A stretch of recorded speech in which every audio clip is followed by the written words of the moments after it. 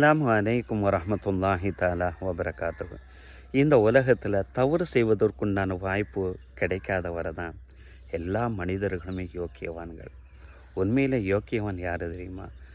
தவறு செய்வதற்குண்டான எல்லா விதமான வசதி வாய்ப்பு இருந்தும் யார் தன்னை தற்காத்து கொள்கிறாரோ அவர்தான் உண்மையில் யோக்கியவான், இறை நம்பிக்கையாளனும் கூட.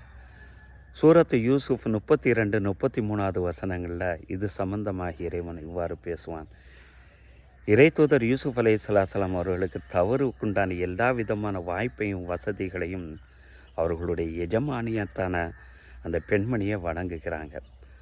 அதற்கு இணங்க மறுத்ததற்கு பின்னால் அந்த பெண்மணி சொன்ன அந்த வார்த்தைகள், வலையில்லாம் எஃபால் மஹாமுருகு, என்னுடைய கட்டளைக்கு அவர் கட்டுப்படவில்லை என்று சொன்னால் லயுஸ்தனன்ன, அவர் சிறையில் அடைக்கப்படுவார், வலையக்கூன மினசாகிறேன், அவர் சிறுமி அடைந்த ஒருவராக இருப்பார் என்று எச்சரித்ததற்கு பின்னாலும் கூட அந்த வாய்ப்பு, அந்த வசதியான வாழ்க்கை எதுவுமே எனக்கு தேவையில்லை, என்னுடைய கருப்பு தான் முக்கியம் என்ற அடிப்படையில் அடுத்த வசனத்தில் நபியனா யூசுஃப் அலைஹிஸ்ஸலாம் சொன்ன அந்த வார்த்தைகள் தாங்க இறை நம்பிக்கையின் உச்சம்.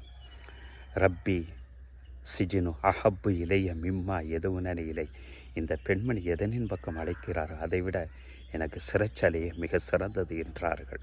அதுதான்